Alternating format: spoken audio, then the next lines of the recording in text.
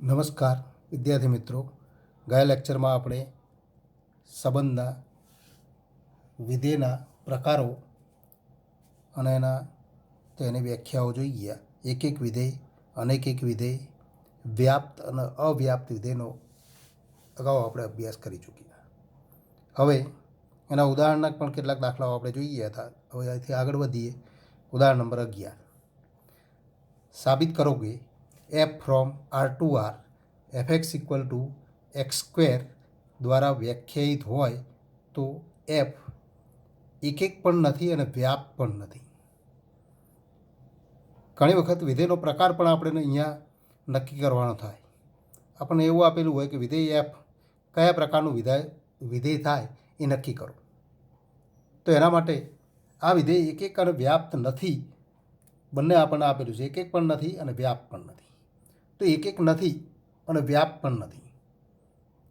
તો સૌપ્રથમ એક નથી એ સાબિત કરવા માટે પ્રદેશગણના બે ભિન્ન ઘટકો આપણે મેળવવા પડે કે જેનું પ્રતિબિંબ તો એક સમાન થાય. પ્રદેશગણ અહીંયા આર.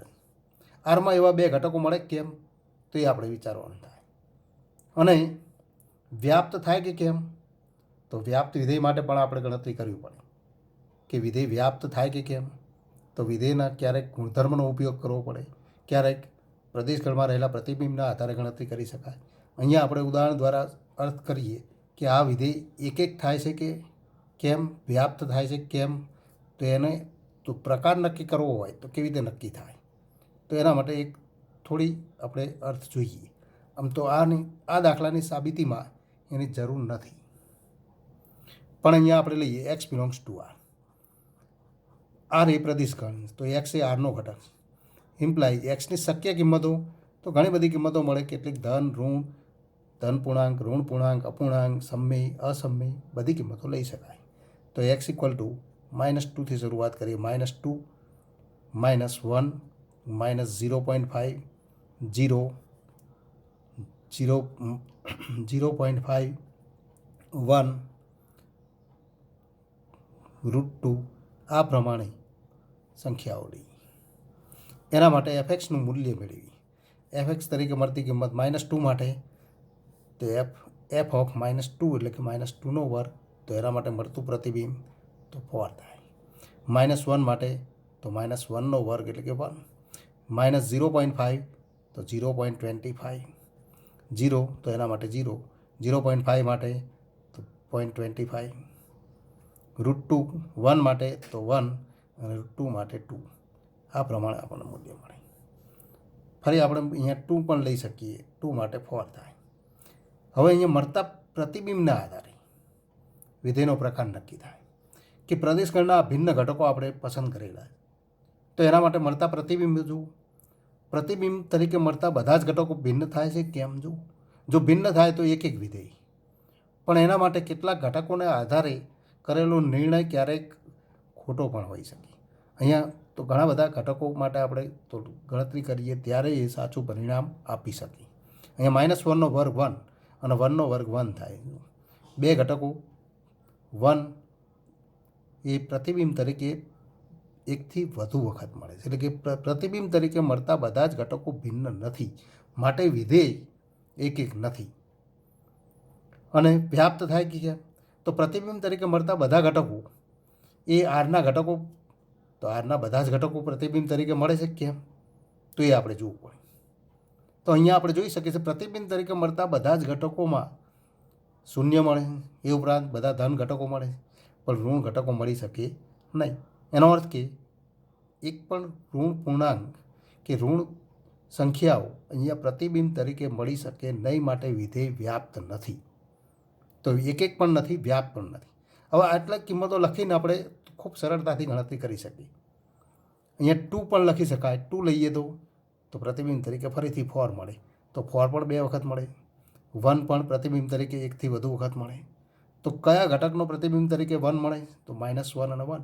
તો બે ઘટકો આપણે લઈ શકીએ અહીં. તો x1 ઇક્વલ ટુ 1 અને x2 ઇક્વલ ટુ -1 લેતા. તો આ બે ઘટકો જો પસંદ કરીએ તો x1 x2 એ આરના ઘટકો તથા x1 is not equal to x2, પરંતુ fx1 એટલે કે એફ ઓફ 1, પણ એફ ઓફ 1 ઇક્વલ ટુ, તો 1નું પ્રતિબિંબ કયું થાય છે? 1 આપણે જોઈએ. 1નું પ્રતિબિંબ 1, -1નું પ્રતિબિંબ એ પણ 1 થાય. તો F of x1 equal to f of x2 અને ઇક્વલ ટુ 1 થાય. આમ આપણે જોઈ શકીએ છીએ કે પ્રદેશ કણ આરમાં એવા બે ઘટકો કે જે બંને ભિન્ન અને પ્રતિબિંબ સમાન, પણ આ તો અનેક એક વિધેયની વ્યાખ્યા છે. એક એક નથી એવા વિધેયની વ્યાખ્યા છે. માટે આપણે કહી શકીએ માટે એફ અનેક એક છે. અનેક એક વિધેય છે અથવા એક એક વિધેય નથી. હવે વ્યાપ્ત વિધેય થાય કે કેમ, તો એના માટે પણ આપણે તો વ્યાપ્ત વિધેય નથી એના માટે તો કેવી રીતે સાબિતી મળે એનું, તો એનો અર્થ આપણે જોઈ ગયા હતા. એની તાર્કિક વ્યાખ્યા આપણે જોઈ ગયા કે એવો કોઈ ઘટક there exist y belongs to R, આરમાં એવો ઘટક આપણે મેળવવો પડે કે એના માટે એવો ઘટક એક્સ બિલોંગ્સ ટુ આર મળે કે જેથી એફ એક્સ ઇક્વલ ટુ, તો એ ઘટક વાય થાય. વાય ન થાય એનો અર્થ કે વાય એ કોઈ પણ ઘટકનું પ્રતિબિંબ ન હોય. તો એવો ઘટક મેળવી દો આરનો. કયો ઘટક? કે જે પ્રતિબિંબ તરીકે ન મળતો હોય. તો અહીંયા આપણે જોઈ ગયા પ્રતિબિંબ તરીકે માત્ર ધન પૂર્ણાંકો મળે છે, ઋણ મળી શકે નહીં. તો આપણે લખી શકીએ કે વાય ઇક્વલ ટુ, તો વાય ઇક્વલ ટુ -1 લેતા વાય બિલોંગ્સ ટુ આર થાય. તો વાય એ આરનો આ ઘટક. તો આપણે જોઈ શકીએ છીએ -1 એ કોઈ પણ ઘટકના પ્રતિબિંબ તરીકે મળવાનો નથી. તો વાય ઇક્વલ ટુ -1 લઈએ તો આપણે લખી શકીએ કે y equal to -1 y belongs to R થાય.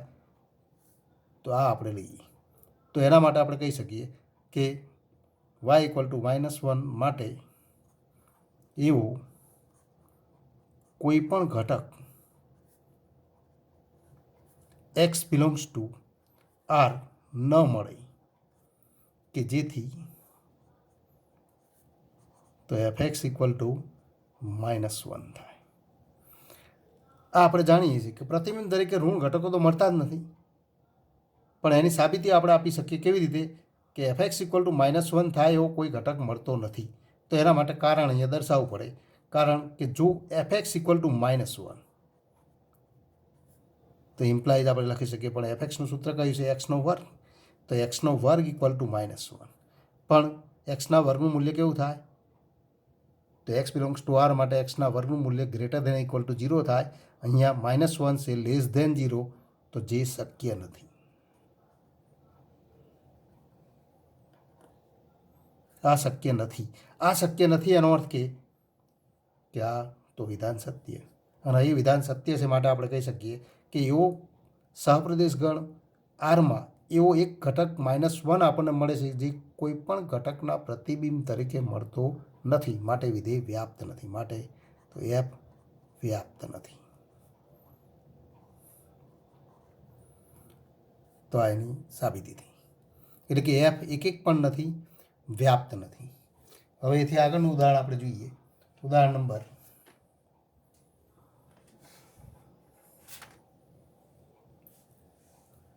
13 જોઈએ.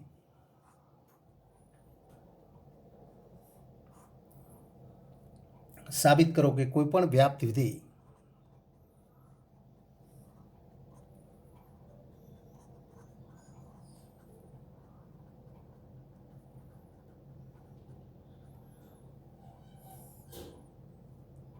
f from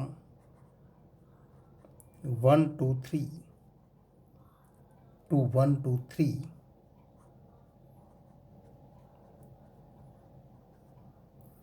એ હંમેશા એક છે.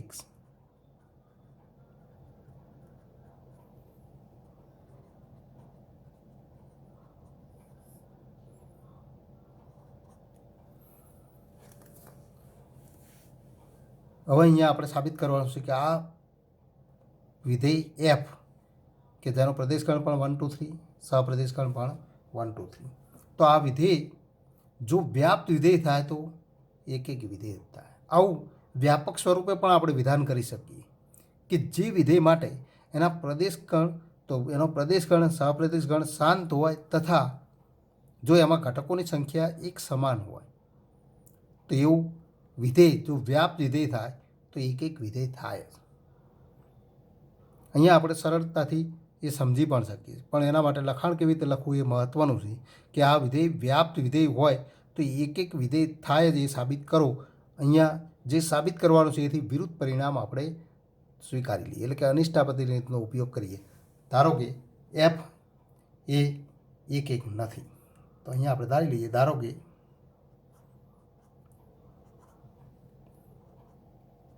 F from 1 to 3 to 1 to 3 એ એક એક વિધેય નથી. એક એક વિધેય નથી આનો અર્થ કે તો પ્રદેશગણના બે ભિન્ન ઘટકો આપણે અહીંયા ઉદાહરણ તરીકે ધારી લઈએ 1 અને 2. પ્રદેશગણમાં એવા બે ભિન્ન ઘટકો મળે કે જેનું પ્રતિબિંબ સમાન થાય. તો આ એક એક વિધેય નથી, માટે ધારો કે x1 ઇક્વલ ટુ 1 અને x2 ઇક્વલ ટુ 2ના પ્રતિબિંબ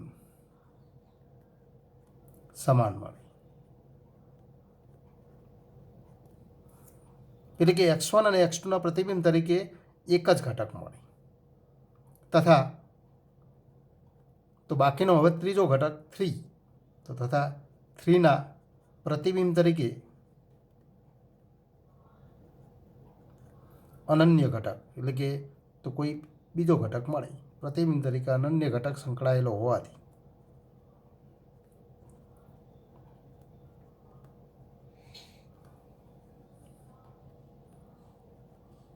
વિધેયના વિસ્તારગણમાં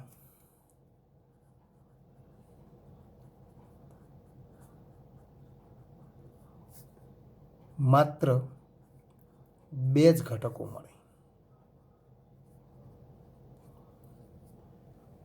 પણ વિધેયના સહપ્રદેશ ગણમાં 3 ઘટકો છે, પરંતુ વિધેયના સહપ્રદેશ ગણમાં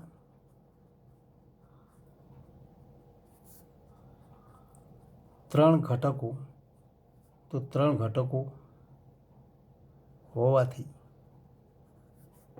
વિધેય વ્યાપ્ત વિધેય નથી. કારણ કે વિસ્તાર ગણમાં બે જ ઘટકો અને સહપ્રદેશ ગણમાં 3 ઘટકો માટે સહપ્રદેશ ગણ અને વિસ્તાર ગણ સમાન નથી, માટે વિધેય વ્યાપ્ત નથી. અને વિધેય વ્યાપ્ત નથી પણ આપણને તો આપેલું છે વિધેય વ્યાપ્ત વિધેય થવું જોઈએ, તો જે પક્ષથી વિપરીત અને પક્ષથી વિપરીત છે, માટે તો આપણી ધારણા ખોટી છે. એનો અર્થ કે માટે એફ એ તો હંમેશા એક એક વિધેય છે, એટલે કે એફ એ એક એક વિધેય છે. તો આ પરિણામ સાબિત થાય. હવે આપણે સ્વાધ્યાય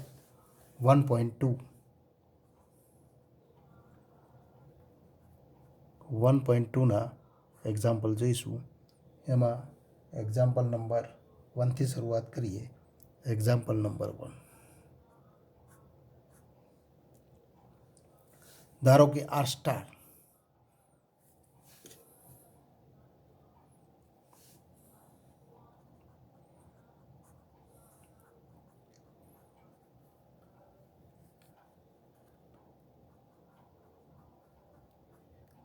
એ તમામ શૂન્યેતર વાસ્તવિક સંખ્યાઓનો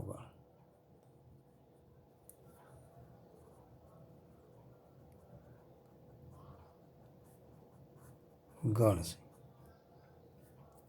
તો સાબિત કરો કે f from R star to R star f x equal to 1/x વડે વ્યાખ્યાયિત વિધેય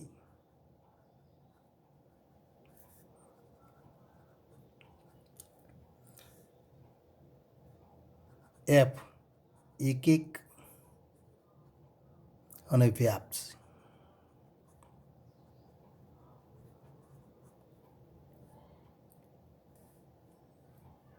જો પ્રદેશ ગણ આર સ્ટારને બદલે એન લેવામાં આવે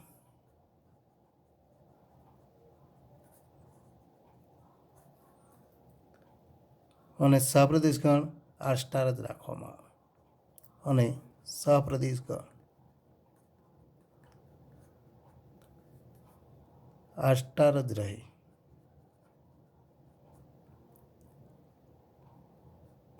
તો શું આ પરિણામ સત્ય થાય?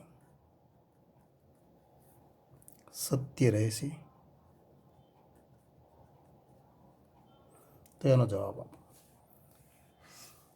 હવે આપણે અહીંયા જોઈએ આર સ્ટાર એટલે કે તમામ શૂન્યતર વાસ્તવિક સંખ્યાઓનો શૂન્ય સિવાયની તમામ તો ધન અને ઋણ વાસ્તવિક સંખ્યાઓનો અને એફએક્સ ઇક્વલ ટુ 1/x આપણને સૂત્ર આપેલું એટલે કે એના વ્યસ્ત ઘટકો કોઈ પણ ઘટક એ એના વ્યસ્ત ઘટક સાથે સંકળાયેલું. શૂન્ય માટે તો વ્યસ્ત અસ્તિત્વ ધરાવતો નથી પણ બાકીના ઘટકો માટે એટલે કે શૂન્યતર ઘટકો માટે વ્યસ્ત મળે અને મળે તો કેવા મળે? તો અનન્ય મળે. એ ઉપરાંત પ્રત્યેક બે ભિન્ન સંખ્યાઓ માટે ભિન્ન વાસ્તવિક સંખ્યાઓ માટે એના વ્યસ્ત ઘટકો પણ ભિન્ન મળે અને માટે આપણે કહી શકીએ વિધેય એક વિધેય થાય. જો વિધેયના સૂત્ર એટલે કે વિધેયના સૂત્ર સ્વરૂપના સંખ્યાઓના ગુણધર્મથી આપણે ગણતરી કરી શકીએ કે એક વિધેય થાય કે કેમ. હવે વ્યાપ્ત વિધેય થાય કે કેમ? તો શૂન્યતર ઘટકો માટે કોઈ પણ ઘટક એક પ્રતિબિંબ તરીકે મળવો જોઈએ. આર સ્ટારનો કોઈ પણ ઘટક પ્રતિબિંબ તરીકે મળવો જોઈએ. તો આર સ્ટારનો કોઈ પણ ઘટક તો એના વ્યસ્ત ઘટકનું પ્રતિબિંબ તરીકે મળે અને માટે વિધેય વ્યાપ્ત મળશે તો એક અને વ્યાપ્ત વિધેય થાય. પણ એની સાબિતી આપણી અહીંયા તો આ રીતે આપણે આપીશું. ધારી લઈએ ધારો કે x1 x2 belongs to R star માટે fx1 ઇક્વલ ટુ fx2 થાય. પણ fx1 ઇક્વલ ટુ fx2 તો ઇમ્પ્લાઇઝ પણ fx1 તો fx ઇક્વલ ટુ 1/x તો fx1 ઇક્વલ ટુ 1/x1 અને ઇક્વલ ટુ 1/x2 ઇમ્પ્લાઇઝ ફરી ક્રોસ ગુણાકાર કરીએ તો x2 ઇક્વલ ટુ x1 એનો અર્થ કે x1 ઇક્વલ ટુ x2. આમ fx1 ઇક્વલ ટુ fx2 તો implies x1 equal to x2 માટે તો f એક વિધેય. તો આ વિધેયનો પ્રકાર આપણે તો આ રીતે સાબિતી આપી શકીએ. એક વિધેયની સાબિતી આ રીતે. હવે વ્યાપ્ત વિધેય તો વ્યાપ્ત વિધેયની સાબિતી માટે તો y બિલોંગ્સ ટુ ધારી લઈએ ધારો કે y આર સ્ટારનો કોઈ પણ ઘટક y belongs to R star. તો આના માટે એવો ઘટક x આપણે મેળવવો પડે કે જેથી fx ઇક્વલ ટુ y થાય. તો fx ઇક્વલ ટુ y થાય પણ fx ઇક્વલ ટુ 1/x તો 1/x ઇક્વલ ટુ y થાય પણ 1/x ઇક્વલ ટુ y હોય તો x ઇક્વલ ટુ 1/y. તો માટે તો y belongs to R star માટે x ઇક્વલ ટુ 1/y લેતા. હવે x ઇક્વલ ટુ 1/y લઈએ એટલે કે આ yનો વ્યસ્ત ઘટક લઈએ અને yનો વ્યસ્ત ઘટક લઈએ તો એ વ્યસ્ત ઘટક માટે તો આ ઘટકનું પ્રતિબિંબ તો આ થાય એ આપણે સાબિત કરવું પડે અને આ ઘટક એ પ્રદેશ ગણનો ઘટક થવો. તો y belongs to R star અને x ઇક્વલ ટુ 1/y લેતા x બિલોંગ્સ ટુ પણ આર સ્ટાર થાય.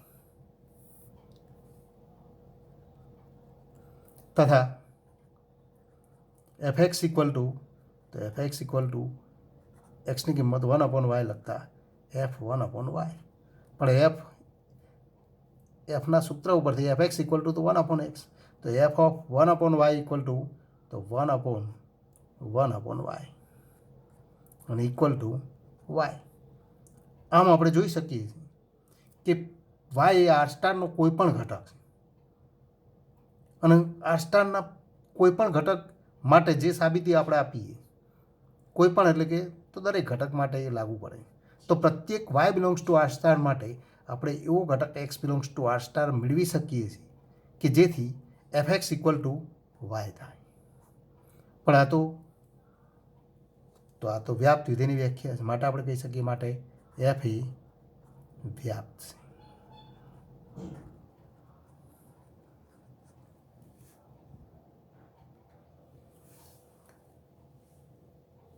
હવે આપણે જોઈએ કે જો પ્રદેશ ગણ આર સ્ટારને બદલે એન લેવામાં આવે અને સપ્રદેશ ગણ આર સ્ટાર જ લેવામાં આવે તો શું પરિણામ સત્ય રહેશે? એટલે કે વિધેય એક એક અને વ્યાપ્ત વિધેય રહે તો વ્યાપ્ત વિધેય થાય કે કેમ? તો અહીંયા આપણે જોઈ શકીએ છીએ પ્રદેશ ગણ એન લઈએ, f from N to R star અને f x equal to 1/x. તો આ વિધેય માટે આપણે વિચારીએ કે વિધેયનો પ્રકાર નક્કી કરવાનો. તો એક્સ બિલોંગ્સ ટુ એન હોવાથી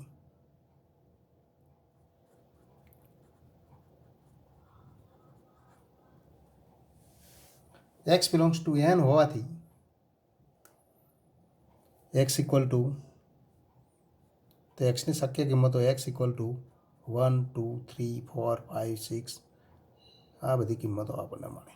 એના માટે એફ એક્સ મેળવી તો એફ એક્સ ઇક્વલ ટુ શું થાય? તો એક્સની કિંમત 1 લઈએ તો એફ એક્સ ઇક્વલ ટુ 1/1 એટલે કે 1, 2 માટે 1/2, 3 માટે 1/3, 4 માટે 1/4, 5 માટે 1/5 વ્યસ્ત ઘટકો આપણે લખીશું. તો પ્રતિબિંબ તરીકે મળતા આ ઘટકો પ્રદેશ ગણના એટલે કે એનના પ્રત્યેક ઘટક માટે તો આ પ્રતિબિંબ મળે અને પ્રત્યેક ઘટક માટે આ પ્રતિબિંબ મળે તો એ મળતું પ્રતિબિંબ ભિન્ન જોઈ શકાય. માટે એફ તો એક એક વિધેય તથા વ્યાપ્ત થાય કે કેમ? તો આર સ્ટારના પ્રત્યેક ઘટક પ્રતિબિંબ તરીકે મળે તો પ્રત્યેક ઘટક પ્રતિબિંબ તરીકે મળતા નથી, માત્ર અપૂર્ણાંક ઘટકો મળે છે. કારણ કે પ્રદેશ ગણમાં એન તો પ્રદેશ ગણ એન આપણે લીધેલો તો માટે આપણે કહી શકીએ કે વિધેય વ્યાપ્ત નથી. તો અહીંયા તો એક એક વિધેયની સાબિતી તો આપણે જોઈ ગયા એ જ પ્રમાણે આપણે આપવી પડે કે અહીં x1 x2 belongs to x1 x2 belongs to N માટે fx1 ઇક્વલ ટુ fx2 ધારી લઈએ તો fx1 equal two fx2 imply પણ fx1 equal two 1/x1 equal to 1/x2 અને ઇમ્પ્લાય તો x1 ઇક્વલ ટુ x2 થાય અને માટે તો એફ એક એક વિધેય. હવે વ્યાપ્ત વિધેય નથી તો કયા ઘટક પ્રતિબિંબ તરીકે મળતા નથી? તો ઘણા બધા ઘટકો મળે, માત્ર 1 મળે છે, 1/2, 1/3, 1/4 પણ અહીંયા 2 એ કોઈ પણ ઘટકના પ્રતિબિંબ તરીકે મળી શકે નહીં. કારણ એ જ રીતે ઋણ ઘટકો પણ ન મળે તો 2 બિલોંગ્સ ટુ આર સ્ટાર. પરંતુ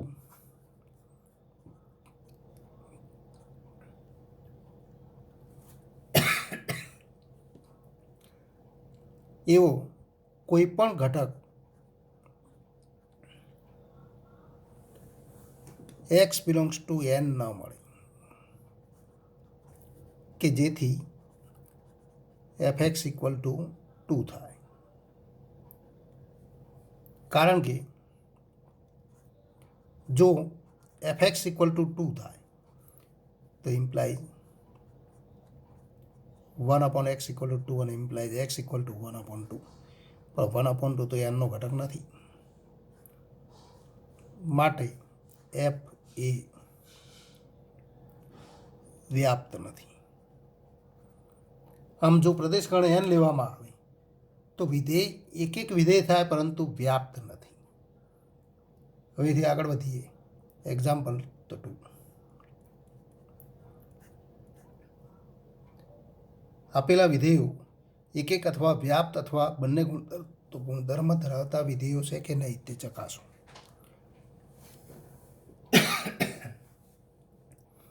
તો આ વિધેયો એક એક અને વ્યાપ્ત વિધેય થાય છે કેમ તે ચકાસો.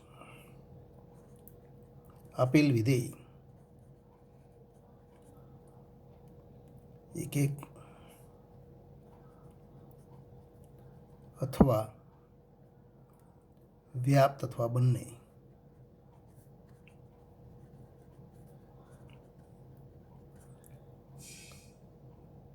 બંને ગુણધર્મ ધરાવતા વિધેયો છે કે નહીં તેમ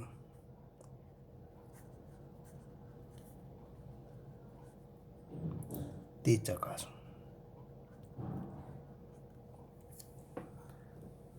એમાં નંબર 1 આપણે જોઈએ f from N to N. F x equal to એક્સનો વર્ગ. વિધેયનો આપણે પ્રકાર નક્કી કરવો છે તો અહીંયા આપણે અગાઉ જોઈ ગયા એ પ્રમાણે એક્સ બિલોંગ્સ ટુ એન. પ્રદેશગણનો એક્સ એ પ્રદેશગણનો કોઈ ઘટક છે, માટે એક્સની શક્ય કિંમતો 1 2 3 4 5 6 આ પ્રમાણે આપણને ઘટકો મળી. 6 7 8 કેટલાક ઘટકો માટે પ્રતિબિંબ મેળવી દઈશું. તો F x equal two F1 તો 1નો વર્ગ એટલે કે 1 2નો વર્ગ 4 3નો વર્ગ 9 4 તો એનો વર્ગ 16 5નો તો 25 અને 6નો વર્ગ 36 આ પ્રમાણે પ્રતિબિંબ મળે. તો પ્રતિબિંબ તરીકે મળતા ઘટકોના આધારે આપણે જોઈ શકીએ છીએ કે પ્રત્યેક ભિન્ન ઘટકો માટે મળતા પ્રતિબિંબ પણ ભિન્ન છે, માટે વિધેય એક એક વિધેય થાય. એનથી એનનું વિધેય છે માટે. હવે આ વિધેય વ્યાપ્ત વિધેય થાય કે કેમ? તો પ્રતિબિંબ તરીકે મળતા ઘટકોની મદદથી આપણે જોઈ શકીએ છીએ કે એનના સહપ્રદેશગણ એનના બધા જ ઘટકો પ્રતિબિંબ તરીકે મળે. તો બધા જ ઘટકો પ્રતિબિંબ તરીકે મળતા નથી. 1 મળે પણ 2 અને 3 મળતા નથી. 4 મળે છે તો 5 6 7 8 મળતા નથી. આ રીતે આમ અસંખ્ય ઘટકો પ્રતિબિંબ તરીકે મળતા નથી, માટે વિધેય વ્યાપ્ત નથી. એનો અર્થ કે અહીં આપણે નક્કી કરી શકીએ એફ તો એક એક છે, પરંતુ વ્યાપ્ત નથી.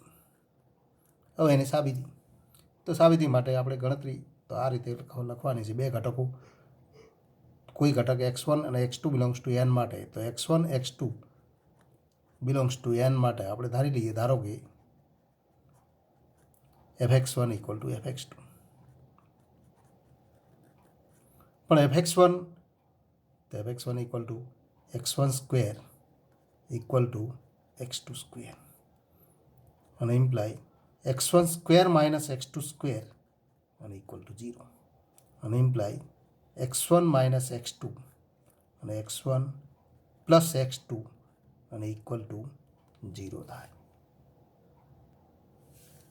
ઇમ્પ્લાય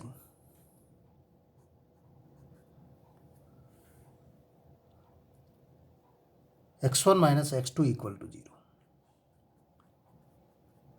કારણ કે x1 પ્લસ x2 એ 0 હોઈ શકે નહીં. x1 x2 belongs two n, તો x1 x2 belongs two n હોવાથી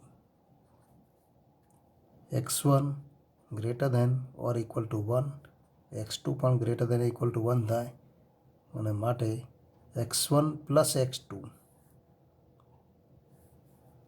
greater than equal to 1 plus 1 એટલે કે 2 થાય.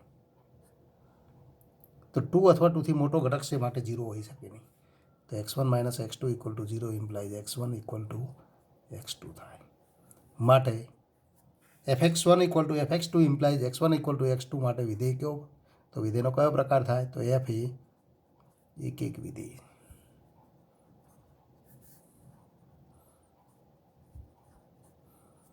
હવે આ વિધેય વ્યાપ્ત વિધેય થાય છે કેમ?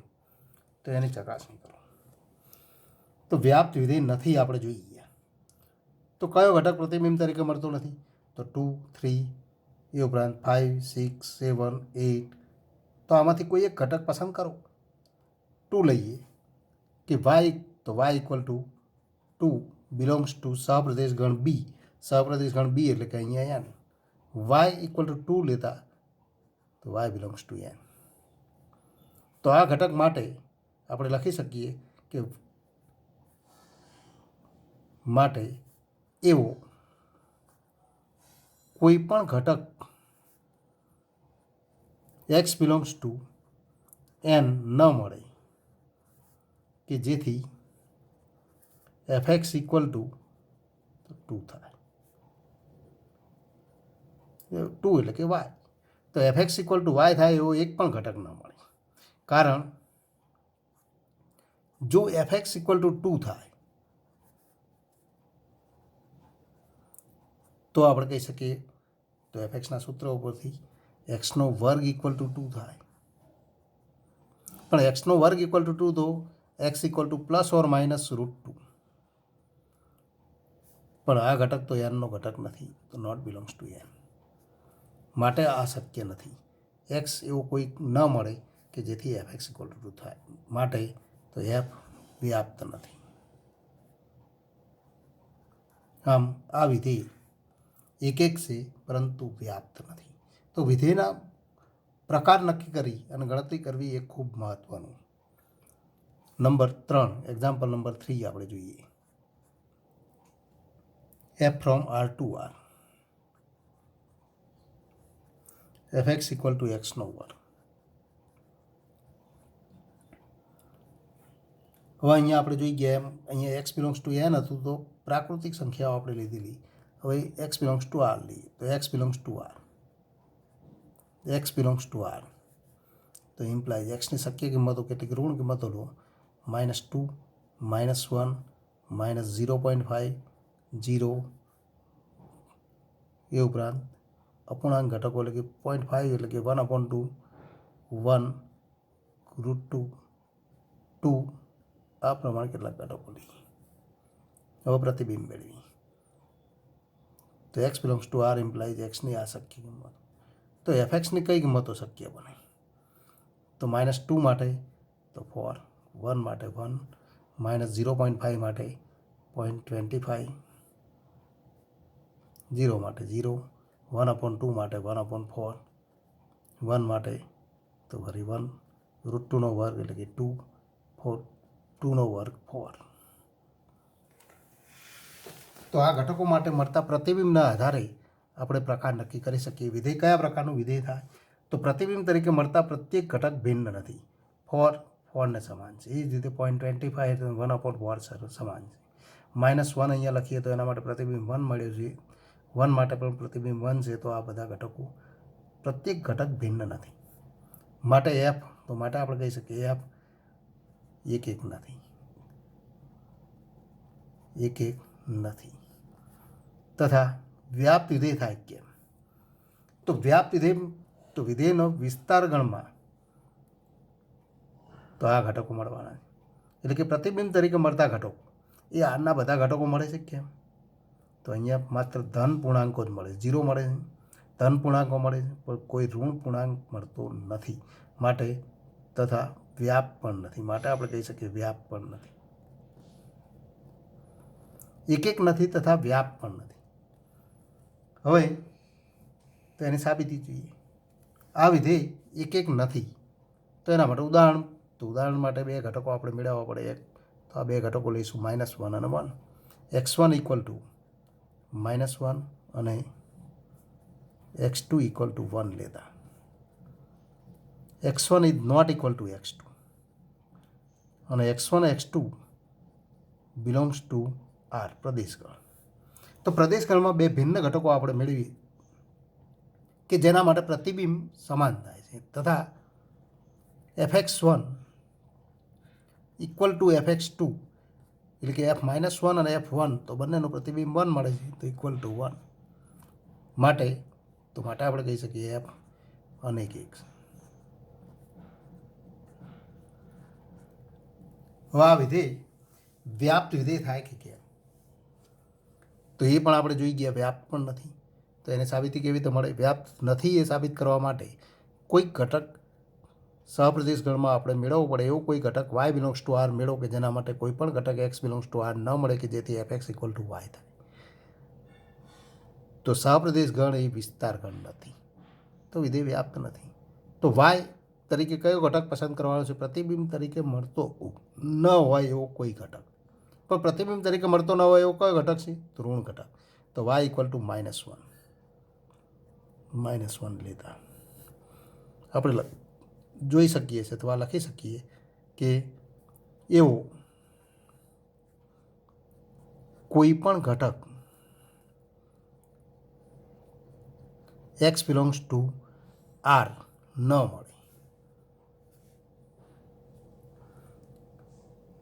મળે કે જેથી fx ઇક્વલ ટુ તો y ઇક્વલ ટુ -1 થાય.